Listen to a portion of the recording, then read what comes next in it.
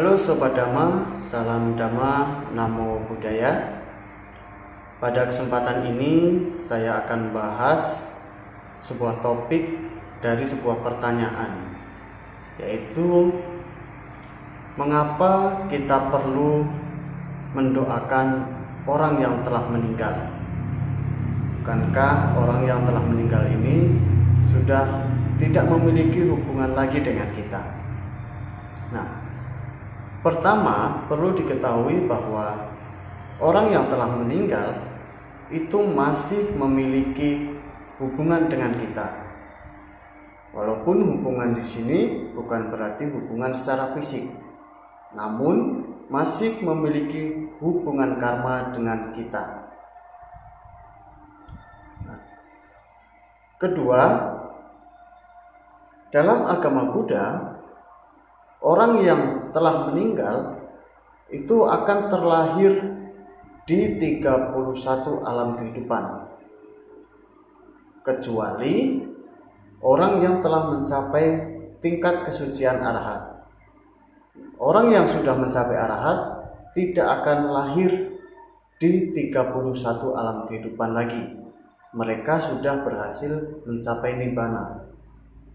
Jadi tidak akan lahir di alam manapun. Namun bagi orang-orang yang belum mencapai tingkat kesucian arahat, mereka masih akan terlahir di salah satu alam dari 31 alam kehidupan ini. Nah, di 31 alam kehidupan tersebut terdiri dari alam bahagia, alam manusia, dan alam menderita. Nah, ketika ada orang meninggal, mereka dapat saja terlahir di alam bahagia, alam manusia, ataupun alam menderita. Kita tidak tahu mereka akan terlahir di mana, tergantung karma masing-masing. Kalau saudara kita, leluhur kita terlahir di alam bahagia, tentu kita ikut senang. Tidak perlu ada yang dikhawatirkan. Namun, jika leluhur kita, saudara kita terlahir di alam yang menderita, ini yang harus kita pikirkan. Bagaimana cara untuk menolong mereka? Ada satu kisah dari salah satu murid utama Buddha, yaitu Bante Moggallana. Setelah beliau menjadi murid Buddha, menjadi biku, beliau mencari ibunya yang telah meninggal. Dengan kekuatan batin beliau menemukan bahwa ibunya terlahir di alam menderita, yaitu di alam peta.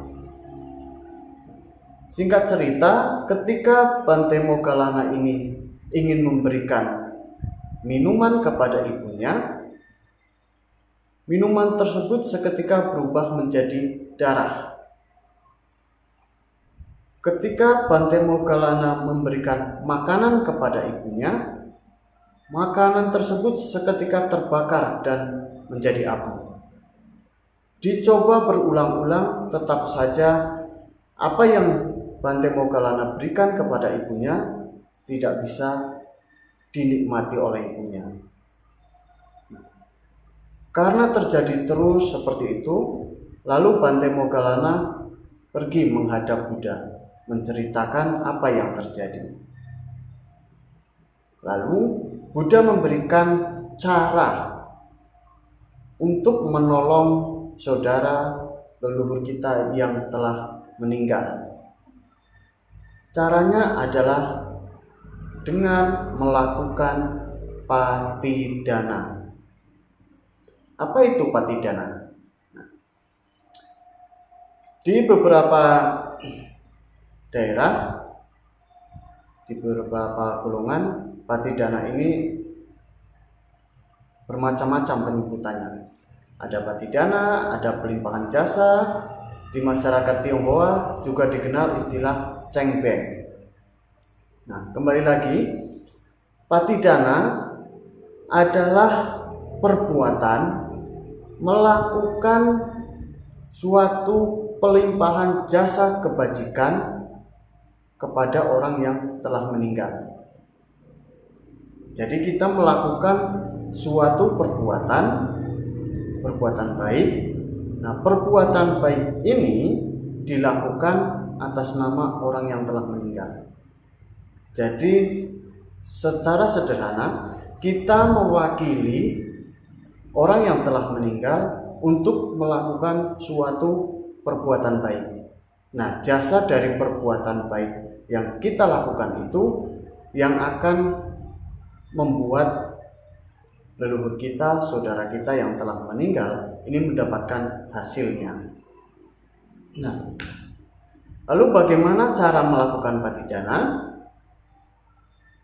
Pertama, hal yang harus kita lakukan ketika akan melakukan patidana adalah melakukan suatu perbuatan baik.